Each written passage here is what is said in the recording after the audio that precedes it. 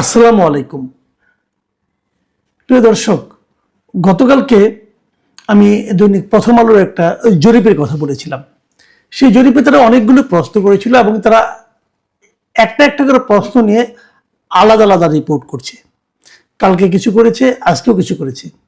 তো আজকে একটা রিপোর্ট আমার কাছে খুবই গুরুত্বপূর্ণ মনে হয়েছে। আমি কালকে এমনিও বলেছিলাম, সেই জরিপে একটা জায়গায় আমার খুবই খটকা লেগেছিল। সেটা হলো যে এই সরকারকে খুবই অপছন্দ করে এমন লোকের সংখ্যা তারা দেখিয়েছিল 3.2 ভাগ। আমি বলেছিলাম এটা হতে পারে না, কারণ আওয়ামী লীগের যত লোক ছিল, আওয়ামী লীগের যারা সমর্থক কর্মী যারা আছেন, নেতা যারা আছেন, তারা আমি যদি ধরেও নেই আপনাদের কথার কথা, তারা সবাই খুব দুষ্ট লোক ছিল, খারাপ লোক ছিল, চাঁদাবাজ ছিল, মানে সন্ত্রাসী ছিল, সব ধরে নিলাম। কিন্তু এই সরকার আসার কারণে তাদের সেই সমস্ত কর্মকাণ্ড তো বন্ধ হয়ে গেছে। বন্ধ হয়ে গেলে তারা কি এই সরকারকে পছন্দ করবে? করবে না। যারা ভালো লোক ছিল, যারা আওয়ামী লীগের উপর মাধ্যমে কিছু একটা ভালো কিছুর প্রত্যাশা করত, তারাও নিশ্চয়ই সরকারকে পছন্দ করবে না, এবং তারা খুবই অপছন্দ করবে। সেই সংখ্যাটা মাত্র 3% হতে পারে না, এটা আমার কাছে মনে হয়েছিল। এটা নিয়ে আমি কালকে আলোচনা করেছিলাম। এই নিয়ে অনেক মন্তব্য পেয়েছি। যে সময় পাই কাল পরশু এই মন্তব্যগুলো নিয়ে একটা আলোচনা আমরা করব। কিন্তু আজকে আমি যেটা নিয়ে আলোচনা করছি, দেখুন, কালকে আলোচনা থেকে আমি এটা বলার চেষ্টা করেছিলাম যে এই জরিপটার মধ্যে হয়তো আওয়ামী লীগের লোকদেরকে খুব বেশি একটা ইনক্লুড করা হয় নাই, অথবা এই জরিপের আওয়ামী লীগের একটু বিপক্ষে গিয়েছে, আওয়ামী লীগের বিপক্ষে মতামতটা আছে এমন একটা প্রমাণের চেষ্টা করা হয়েছে। কিন্তু আমার ওই কথা যদি আমি সত্য ধরে নেই, তাহলে পরে আজকে যেটা নিয়ে আলোচনা করব সেটা আরো ভয়ঙ্কর মনে হচ্ছে আমার কাছে। সেটা কি, এটার নিউজ তারা মানে ওরা যা শিরোনাম করেছে প্রথম আলো, সেটা বলেছে নির্বাচনে আওয়ামী লীগকে চান না 28%, শর্তহীন ও শর্তযুক্ত ভাবে চান 69%। দেখুন, বিষয়টা কিন্তু আসলে একটু জটিল হয়ে গেল যে 69% মানুষ বলতেছে যে তারা আওয়ামী লীগকে নির্বাচনে চান। এদের মধ্যে কেউ কেউ বলেছেন যে না, এই শর্তে চাই। শর্তগুলি কেমন? তাদের ক্ষমা প্রার্থনা করতে হবে, তাদেরকে বিচার করতে হবে, তারপরে চাই। আবার কেউ কেউ বলেছে না, কোনো শর্তই দেওয়া চলবে না, তারা নির্বাচন করবেন, এবং নির্বাচন করার পর যদি তাদের জনগণ প্রত্যাখ্যান করে তাহলে তার প্রত্যাখ্যাত হলো, না হলে তাকে নির্বাচনের বাইরে রাখার কোনো রকম গণতান্ত্রিক অধিকার এই সরকারের নাই। এটা অনেকে বলেছে। এখন সেখানে আমি একটা জিনিস, যেমন যে প্রশ্নটা ছিল, আমি সেটা আপনাদের আরো ভেঙে ভেঙে বলি। প্রশ্নটা ছিল যে আগামী জাতীয় সংসদ নির্বাচনে গণ অভ্যুত্থানে পতিত দল আওয়ামী লীগের অংশগ্রহণ সম্পর্কে আপনার মতামত কি? দেখুন, প্রশ্নটার মধ্যে কিন্তু আওয়ামী লীগকে খুবই ছোট করে দেখানো হয়েছে যে গণ অভ্যুত্থানে পতিত দল, তার মানে আওয়ামী লীগ অবশ্যই গণ অভ্যুত্থানে পতিত হয়েছে, এটা নিয়ে আমার কোনো আপত্তি নাই। কিন্তু যখন 1 বছর 1.5 বছর পর যখন এই প্রশ্নটা করা হয়েছে, উত্তরদাতাকে আবারও স্মরণ করিয়ে দেওয়া হয়েছে যে এই দলটা কিন্তু গণ অভ্যুত্থানে পতিত। তার মানে এই দলের প্রতি আপনার সিম্প্যাথি না দেখালেও কোনো সমস্যা নেই, এই ধরনের একটা ইঙ্গিত কিন্তু প্রশ্নের মধ্যে আছে। সেরকম ইঙ্গিত থাকা সত্ত্বেও উত্তরটা কি এসেছে শুনেন। উত্তরটা এসেছে যে 27.8% উত্তরদাতা বলেছেন বিনা শর্তে আওয়ামী লীগকে ভোটে অংশ নিতে দেওয়া উচিত। আমি মনে করি এটাই আসলে আওয়ামী লীগের মূল সমর্থক। তারা 27.8% লোক এরা বলেছে যে কোন রকম শর্ত টর্ত না, আওয়ামী লীগকে নির্বাচনে অংশ নিতে দেওয়া উচিত। আর 26% উত্তরদাতার মতে শাস্তি ও সংস্কার হলে আওয়ামী লীগ নির্বাচনে অংশ নিতে পারে। তার মানে প্রায় কাছাকাছি 26% লোক মনে করেছে যে আওয়ামী লীগের যদি একটা শাস্তি দেওয়া হয়, অথবা আওয়ামী লীগ যদি নিজেদের মধ্যে কিছু সংস্কার করে, তাহলে তাদের নির্বাচনে অংশ নিতে দেওয়া উচিত। আর 14.8% মানুষ তারা বলেছে যে আনুষ্ঠানিকভাবে যদি আওয়ামী লীগ ক্ষমা চায়, তাহলে আওয়ামী লীগকে নির্বাচনে অংশ নিতে দেওয়া উচিত। মানে আওয়ামী লীগ বলবে যে আমরা যা করেছি এই সময়টাতে তারা ভুল করেছি, এটা বললেই তাদেরকে ক্ষমতায় যেতে দেওয়া, নির্বাচন করতে দেওয়া উচিত। এই তার মানে 3টা ধারণা। একটা হলো বিনা শর্তে দেওয়া উচিত, আরেকটা ধারণা শাস্তি ও সংস্কারের কারণে দেওয়া উচিত, মাধ্যমে দেওয়া উচিত, আরেকটা ধারণা হলো যদি তারা ক্ষমা চায় তাহলেই দেওয়া উচিত।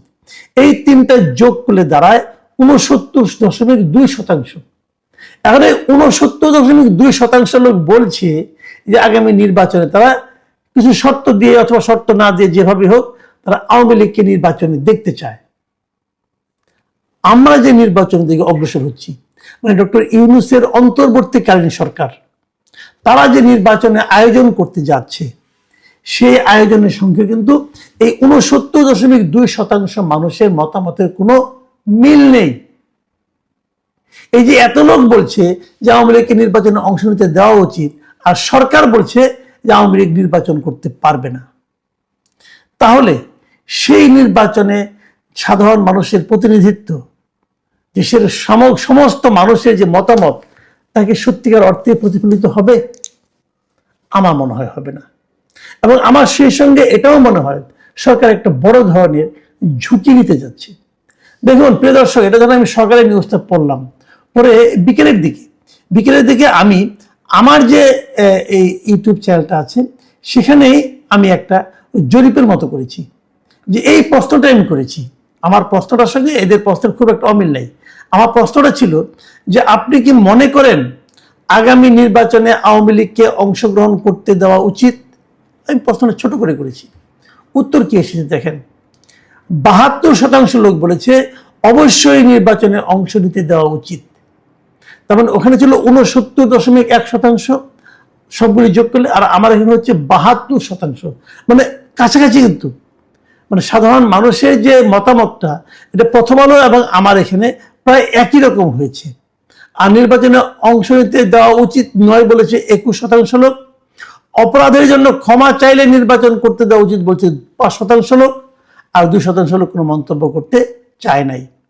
আমার এখানে গত ৫ ঘন্টায় আমি দেখেছি সেখানে ১১,০০০ লোক ভোট দিয়েছে।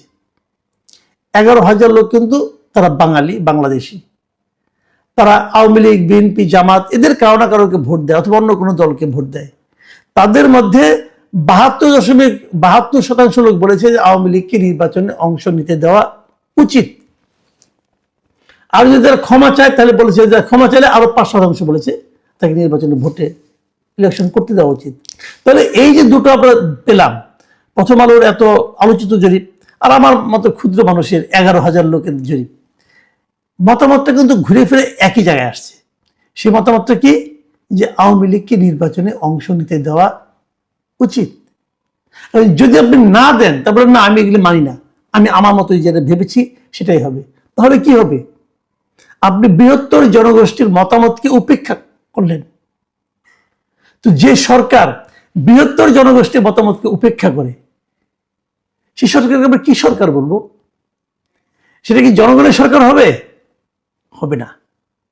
সেটা তো এনসিপি সরকার হতে পারে, সেটা তো জামাতের সরকার হতে পারে, সেটা হয়তো বিএনপির সরকার হতে পারে, কিন্তু সেটা এই প্রায় ৭০% মানুষের সরকার হবে না।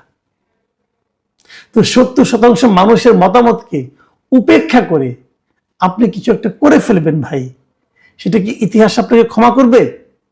আমার সেটা মনে হয় না। আমি মনে করি, দেখুন আমি এখানে একটা কথা বলে নিই আপনাদেরকে, সেটা হলো এই প্রথম আলো যে রিপোর্টটা আমি পড়েছি, সেই রিপোর্টের নিচের দিকে আপনারা তো জানেন প্রথম আলোতে প্রচুর মন্তব্য থাকে, কিন্তু আমি আপনাদের যদি একটা যেটা মন্তব্যগুলো পড়ে শোনাই তাহলে আপনি বুঝতে পারবেন। একজন মন্তব্য করেছেন, আননেমড ইউজার লিখেছেন যে ৬৯% মানুষের রায়কে উপেক্ষা করে নির্বাচন করলে সেই নির্বাচন অবশ্যই প্রশ্নবিদ্ধ হবে।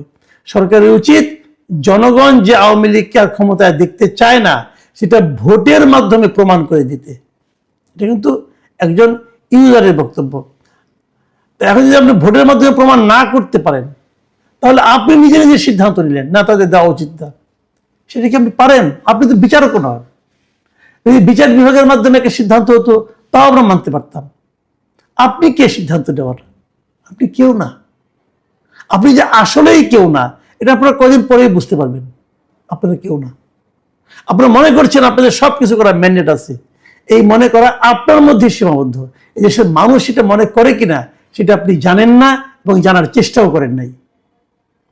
এই জায়গাটাতেই আপনারা পিছিয়ে আছেন। এবং প্রত্যেকটা শাসক, আমি তাদের স্বৈরাচারী শাসকই বলবো, তারা জনগণের পালসটাকে এভাবেই উপেক্ষা করে, এবং উপেক্ষা করার ফল কিন্তু তাদের জন্য কোনোভাবেই সুখকর হয় না। অতীতেও হয় নাই, আগামীতেও হবে না।